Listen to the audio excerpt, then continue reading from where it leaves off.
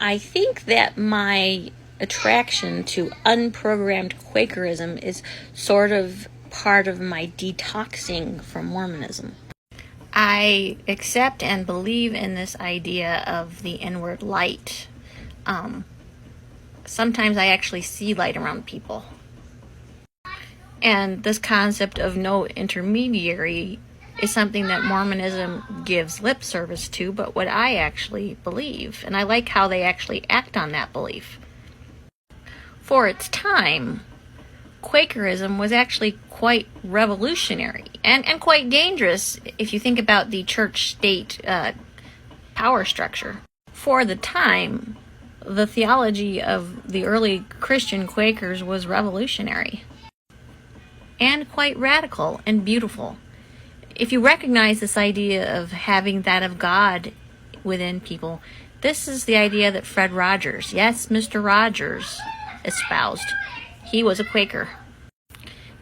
If we use this idea of being in union with God or the light, if you're a piece of light that's part of an all bigger piece of light or energy, then I can understand where conversion and peace would come with being in union with that energy and power. I like how things are not picked by a consensus of vote and that the minority opinion is respected. Not only respected, but considered important. Important enough to act on it or refuse to act upon it. The reason why I can't see myself in practice ever becoming a Quaker is because they have a handbook. And I just can't swallow that. Quakers do allow you to attend and never join, but I don't get the chance to try that out. There is no unprogrammed Quaker congregation near me. The other thing that's a little bit of a problem right now is that, there's lots of Quakers who are not Christians, or they don't believe that Jesus was a literal divine being.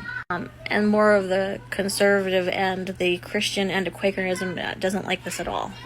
But yeah, if I had to be forced to choose a denomination that already exists, I would probably be a Quaker. I think this also goes along with my concept of marriage now. What right does the state have in any of it? I think if I were to get married again or want my kids to be married again, it would be through hand fasting. I learned about this because I went to check up on a reality TV series star and found out what had happened to him.